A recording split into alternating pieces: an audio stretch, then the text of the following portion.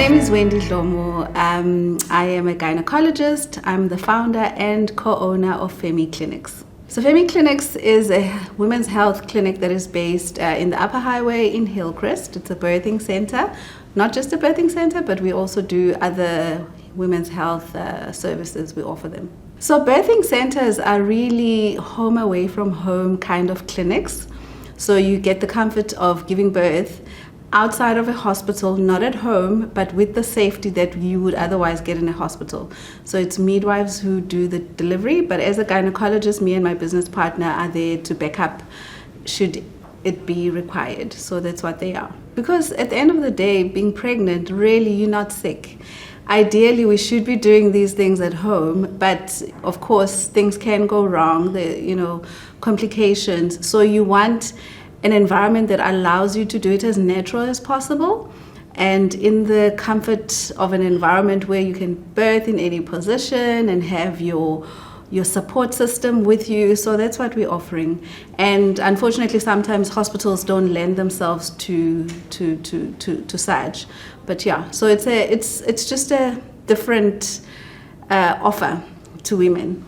So the services that we're offering, the way that we've put them together is to have a number of healthcare providers supporting a woman. Because generally what happens is that you're seeing your own gynae and that's it.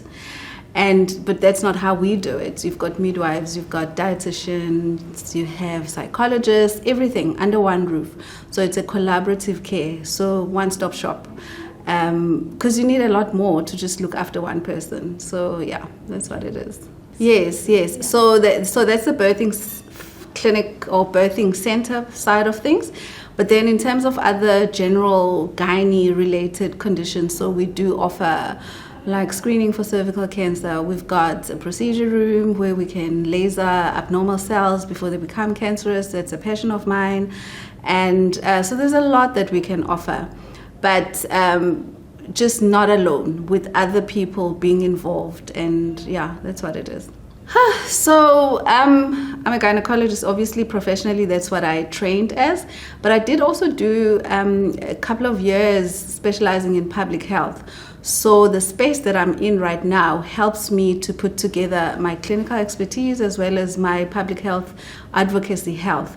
So I like things that have huge impact, improving health outcomes, improving access, creating health solutions for every single woman. So that's how I ended up here, to make a difference somehow. Sure, my dream has always been to be a doctor. Thank God I am living my dream. But to transition from being just a clinician to the entrepreneur space of healthcare, that has been interesting. And I think this has been a great achievement for me. And to also do it in such a way that you can see that you're part of something that is bigger than yourself, that for me has always been a dream. Anything at scale, I'm the girl for it. All right, so the way that I bring a positive impact in my business. So one, I do have a very strong academic background, but at the same time, I'm very innovative. So looking at health outcomes, looking at things that you can do at scale, not just looking at one. So yes, I can see one person and make a huge difference in that one person, but to create a community or to create a support system and be part of a health system and impact a health system, that's how I bring value into our business. The analytical skills that you get from my previous career being a researcher, we bring all of that in. So a lot of what we do is evidence-based and bringing innovation, leveraging the current power of tech and all of those things. You need to have flexibility and an inquiring mind and an analytical mind as well to bring into that. So I think that's what we bring. Our slogan is Women's Health Reimagined. So basically allowing your mind to go wild in terms of how can we give health or provide services in the best possible way, but at the same time do it in a way that it's still safe. Also in healthcare, we're quite fixed in the way that we do things, and not everyone is flexible. So I think my other superpower is the flexibility, adaptability, and all of that. So that's how I bring value into the business that we run. So, okay, many achievements. The first one right now would probably be, in fact, two that stand out right now. It's to go ahead and create this business. There's a lot of licensing procedures that are required to run a business like this. It's not a market that's easily accessible to anyone.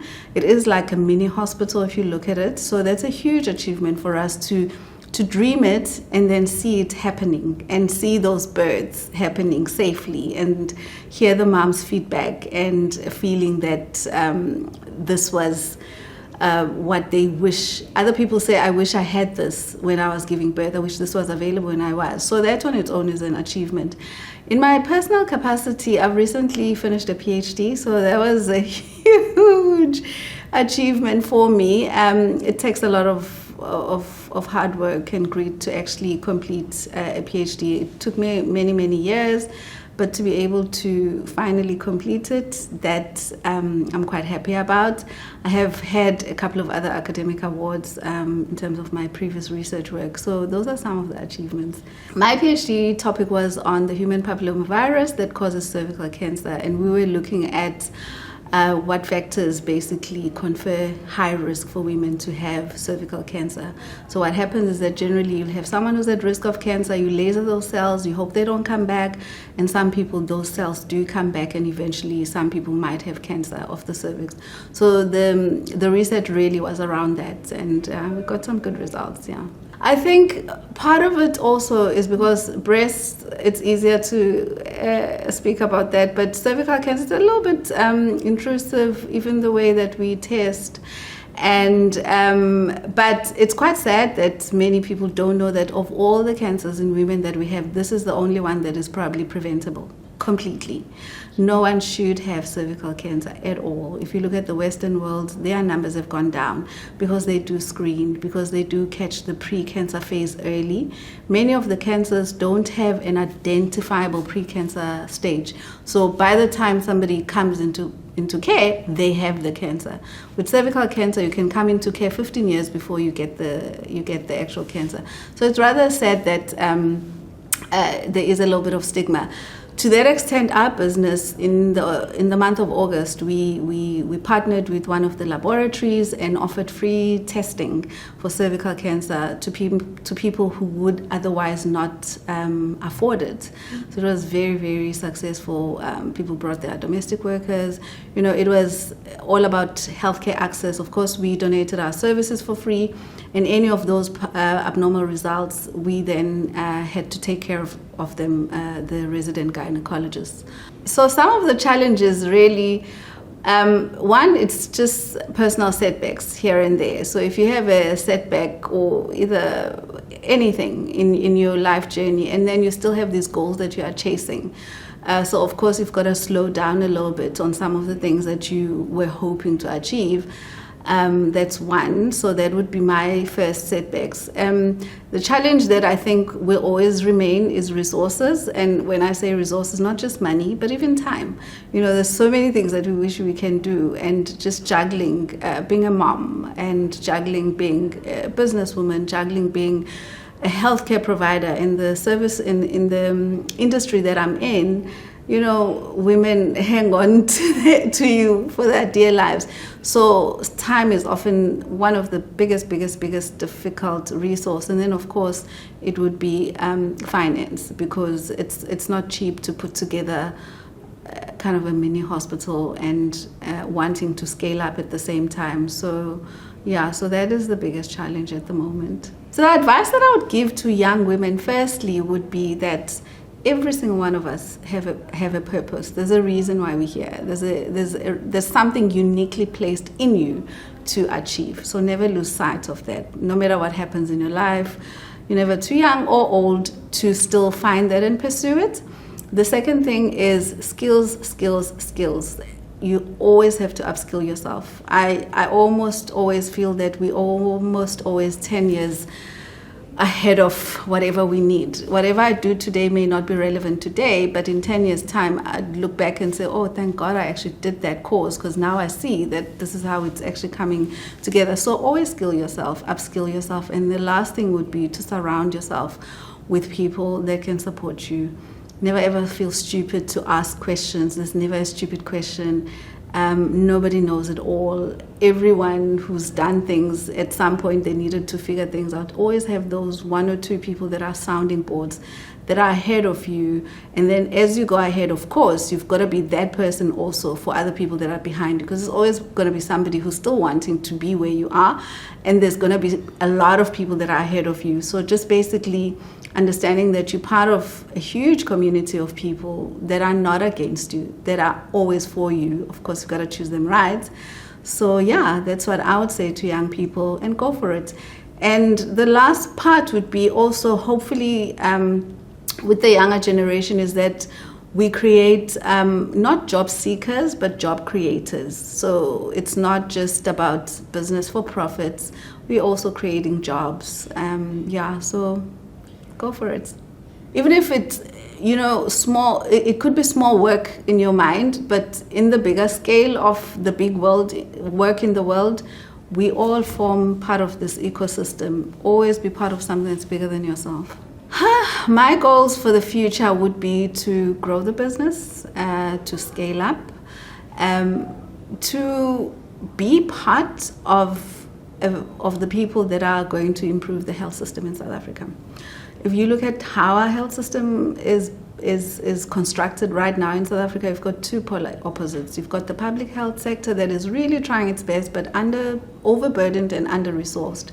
And then you have the other opposite, where you've got a private healthcare system that is not easily accessible to people who can't afford.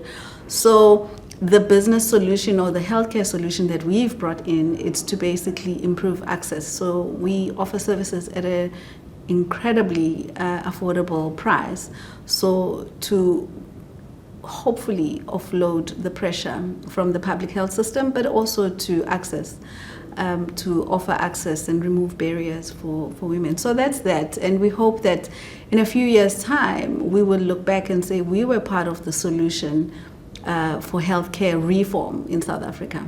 So that's how we see ourselves. And that's where the public health speciality comes in, because I've seen these health systems outside of the country. My master's was in the US at Harvard. So I've seen how other health systems are constructed, and that's where the gap is. And based on the support that we are receiving, I think we're on the right track. There's a lot of people who are sitting in public health facilities who shouldn't be there.